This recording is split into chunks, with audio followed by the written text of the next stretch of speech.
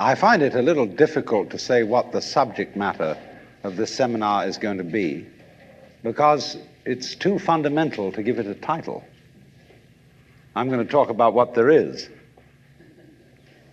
Now, the first thing, though, that we have to do is to get our perspectives with some background about the basic ideas which, as Westerners living today in the United States, influence our everyday common sense, our fundamental notions about what life is about.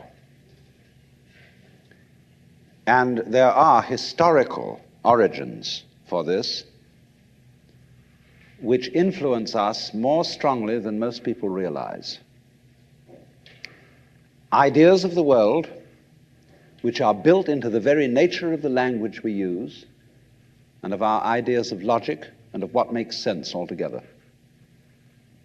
And these basic ideas I call myth, not using the word myth to mean simply something untrue, but to use the word myth in a more powerful sense. A myth is an image in terms of which we try to make sense of the world. And we at present are living under the influence of two very powerful images, which are, in the present state of scientific knowledge, inadequate. And one of our major problems today is to find an adequate, satisfying image of the world.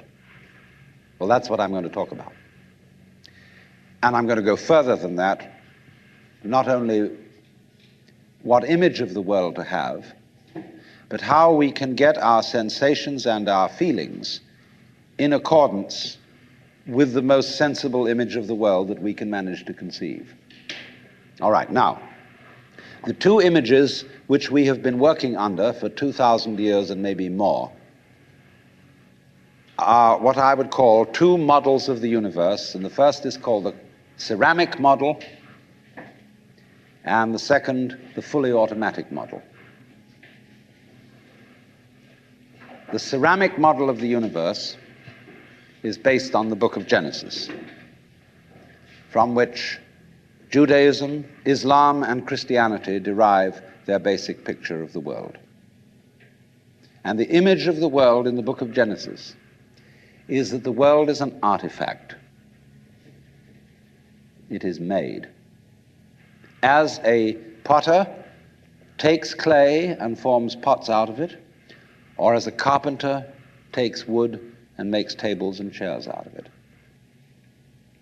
Don't forget, Jesus is the son of a carpenter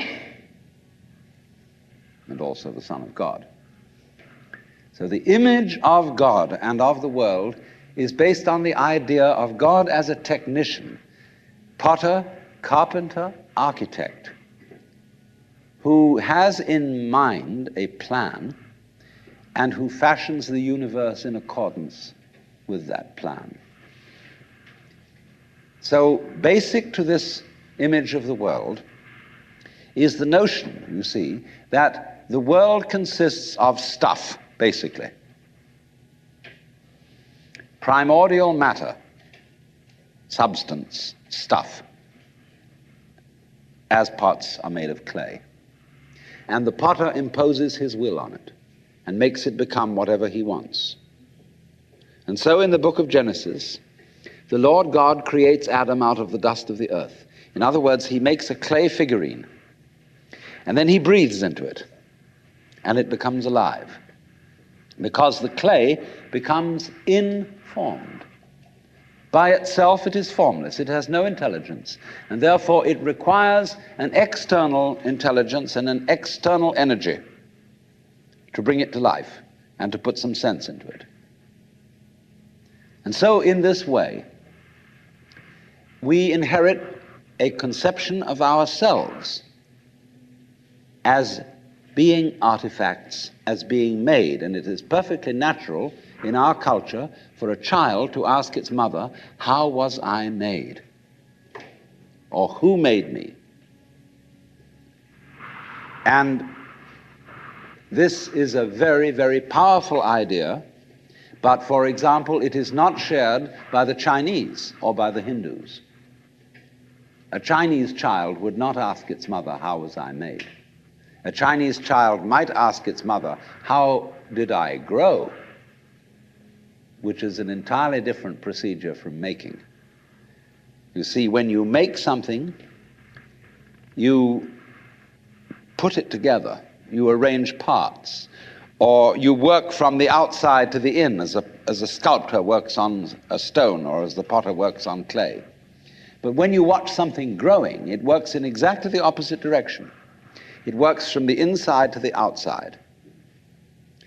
It expands, it burgeons, it blossoms, and it happens all over itself at once. In other words, the original simple form, say, of a living cell in the womb, progressively complicates itself.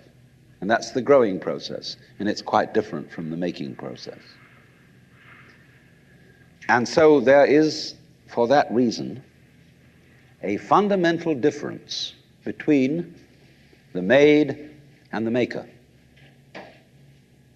And this